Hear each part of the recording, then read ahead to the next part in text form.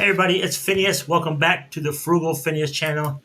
This is a channel where we talk about simple living, minimalism, being frugal, trying to save a buck, trying to make it in crazy times. We'll talk about the economy, the prices of food and gas and all this other stuff.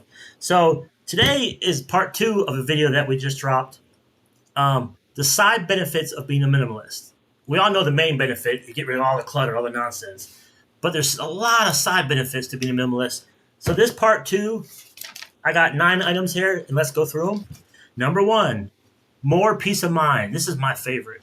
My 2 favorite things in life are peace of mind and free time. You can't put a price on those for me. I'd rather have those 2 things than anything else. I love the peace of mind thing. That's huge with me. Number 2, more gratitude for the things you do own. Think about it. If you got a house full of stuff, what do you really appreciate? You got so much stuff, you don't know where to begin. But if you're more intentional with the stuff you do own and you do buy, the more you appreciate it. You'll appreciate, you'll take care of it more. Number 3, less cleaning and organizing. See, I like that one too. Because when you got a house full of stuff, a friend of mine, she lives in Florida. She's got like she got a 3-bedroom, maybe 4-bedroom house. Nice house.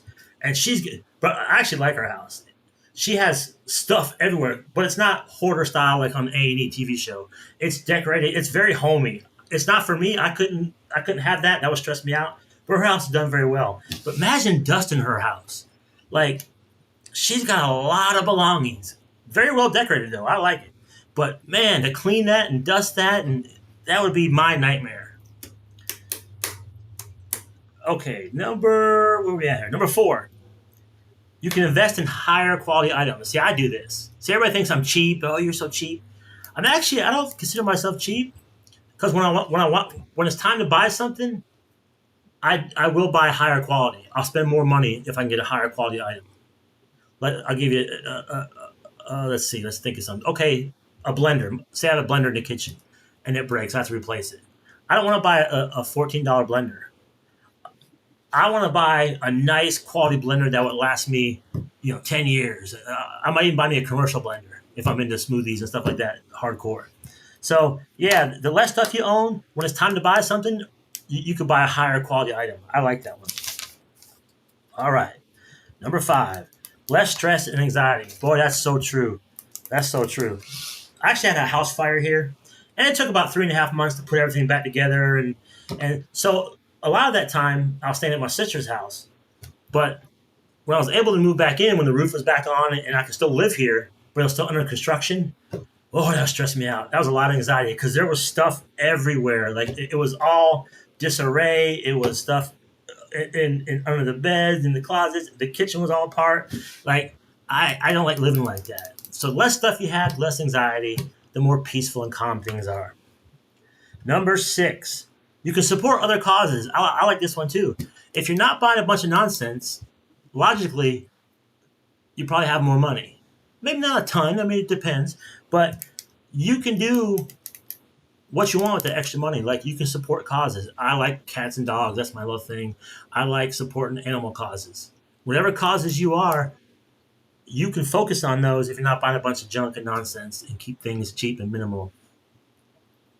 Number 7. More time and money for experiences. This is big. A lot of minimalists don't want belongings, but they want experiences. So instead of buying, you might drive a 2010 car. Mine's 2011. So some might drive an older car, and they can afford a new car, but they'd rather go on vacations or spend time with family or go visit family or go bungee jump or whatever experiences, whitewater rafting. I did that once. That's super fun. So I get that. Instead of buying stuff, you rather have memories. So it's not that you won't spend money, but you rather spend money on memories and adventures and things like that instead of physical items that you don't really want or need. Number 8, more space. Another good one. When you get rid of all the nonsense, you have so much more space. And see, I like open spaces. Even when I open a closet, I like that to be nothing in it or maybe one item. Like, so much more space. And if you have more space, you have more space for things you love. If you don't have a bunch of nonsense, say you have a hobby. Say you're a hiker and a kayaker. Well, you got more space to store your kayak or your photographer. You can store your camera equipment. You got more space because you don't have a lot of nonsense. Number 9, last one, less environmental impact. That's a big one for some people. I mean, I get that. The less stuff you buy, the less you're hurting the environment, right? The less stuff goes to the landfill. There's nothing wrong with that one. I like that one. So there's the 9 items. You could probably do a video number 3 with this because there's a lot of benefits to this lifestyle. Definitely. Tell me what you guys think in the comments. Let me know. Like, subscribe, and share. I'm a new channel. I don't know what I'm doing, but I'm trying. So if you can give me a thumbs up, I would love that. Okay, we'll see you guys on the next one. One dime at a time.